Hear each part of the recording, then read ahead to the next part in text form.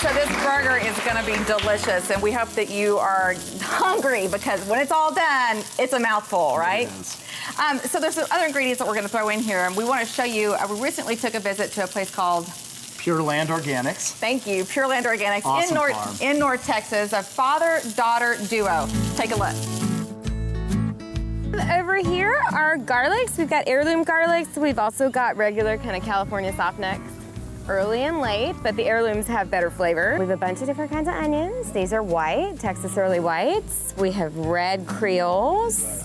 Are these ready to be pulled? They're bulbing, so see if you find one that has a decent little bulb. White are. So pretty. Do you want to taste? Not yet.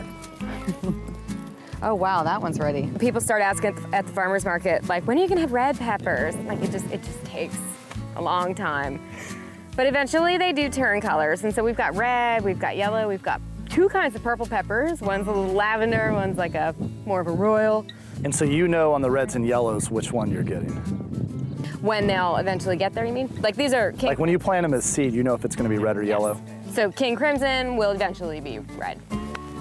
We finally got a couple varieties of tomatoes that really work, but things like, green zebra tomatoes and all these really sexy, delicious heirlooms that we've tried to grow that just do not thrive. So you're just flipping through the pages and you're like, hey, Pop, let's try this time? Pretty much. We put a packet of these and a packet of these, and especially when it's something like peppers that I know do well, we're like, well, why not have 18 kinds of peppers from that as well? What variety of tomatoes are you doing?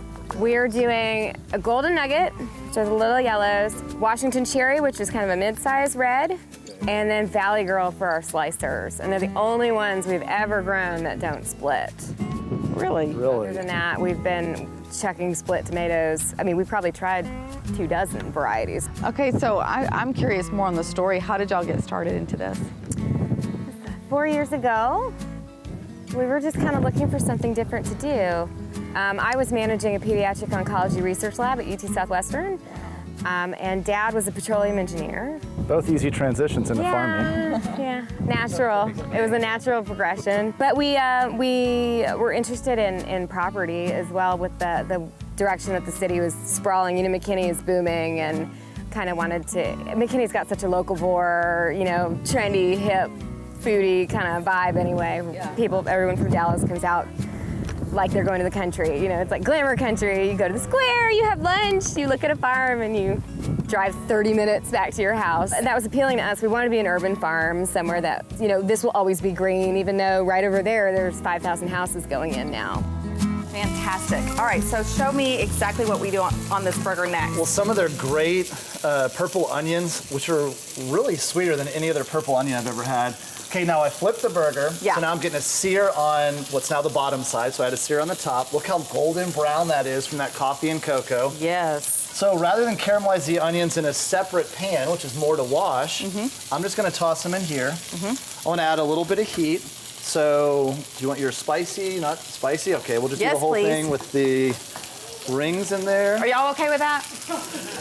We are in Texas, That was more of a groan, less of an enthusiastic response. They're like, oh. They're like, not the second one, we're really gonna pay for that. So they had a couple different varieties of jalapenos there, which I didn't even know. I mean, you're used to the grocery store where it's just one variety of jalapeno. Yeah. And we're gonna take this. I don't want the outside of the burger to get too overcooked by the time the center cooks through. Yeah. So I've got a great sear on the top, I'm getting a good sear on the bottom, but to let it finish, put in the toss oven. that in the oven. How did I know that? Everything goes in the oven with Garth. But now it's in the skillet, and so that's gonna continue the caramelization. The onions are gonna be sweet. That flavor with that burger is gonna go into the jalapeno and the onions. It is gonna all come together. Awesome.